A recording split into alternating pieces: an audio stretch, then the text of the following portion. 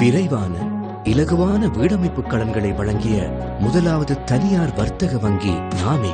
அதிகமான மக்கள் சொந்தத்தில் வீடு கட்டிக்கொள்ள நாம் உதவுகிறோம். ஏனெனில் கொடுக்கல் வாங்கல்களுக்கு அப்பாற்பட்ட வங்கி சேவைகளில் நாம் நம்பிக்கை வைத்துள்ளோம். HNB உங்கள் முன்னேற்றத்தின் பங்காளி. அதிகார பரவலாக்குக்கு எதிராக எதிர்ப்பு தெரிவிப்பதாயின் அது முன்னேற்றமடையாத சமூகத்தின் அறிகுறி என ஜனாதிபதி மைத்ரிபால சிறிசேன தெரிவித்துள்ளார். காலி ஹிக்கடுவையில் இன்று ஆரம்பமான 32வது முதலமைச்சர் மாநாட்டில் கலந்து கொண்டு உரையாற்றும் போது ஜனாதிபதி இதனை கூறினார். இன்றைய முதலமைச்சர்கள் மாநாட்டில் வடமாகாண முதலமைச்சர் CV விக்னேஸ்வரன் கலந்து கொள்ளவில்லை. அவருக்கு பதிலாக வடமாகாண விவசாய அமைச்சின் செயலாளர் கலந்து கொண்டிருந்தார்.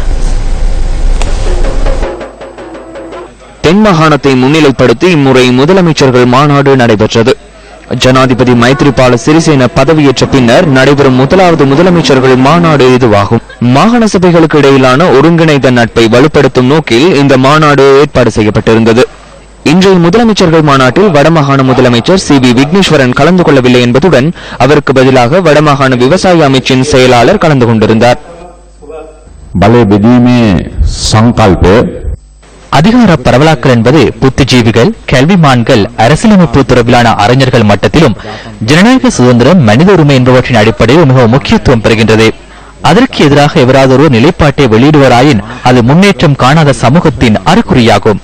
அது பழங்குடி மக்களின் அறிகுறியாகும். அது அறிவு மற்றும் புரிந்துணர்வு தொடர்பிலான பிரச்சனையாகும். நான் ஜனாதிபதியாக பதவியேற்று 19வது அரசியலமைப்பு திருத்தம் மூலம் அதிகாரத்தை வழங்க முன்னர் அமைச்சர் என்ற வகையில் செயற்பட்ட காலத்தில் அந்த முன்னுதாரணத்தை வழங்கியுள்ளேன். நான் இந்த இடத்துக்கு அதிகாரத்தை பெற்றுக் கொள்வதற்காக வரவில்லை, அதிகாரத்தை வழங்கவே வந்துள்ளேன். அதுவே எனது கொள்கை. மத்திய அரசாங்கமும் மாகாண சபையும் செயற்படும் போது புரிந்துணர்வு மிகவும் முக்கியமானது. புதிய அரசாங்கம் அரசியலமைப்பு தொடர்பில் அதிக கவனம் செலுத்தியுள்ளது. குறிப்பாக மாகாண சபைக்கு அதிக பலத்தை வழங்கி சமூகத்தில் காணப்படும் பல்வேறு பிரச்சனைகளுக்கு தீர்வுகளை வழங்க எதிர்பார்க்கின்றோம். அதன் மூலம் மக்களின் நாளாந்த வாழ்வில் சிறந்த மாற்றங்களை எதிர்பார்க்கின்றோம். அதற்காக செயற்பாடுகளை முன்னெடுக்கின்றோம்.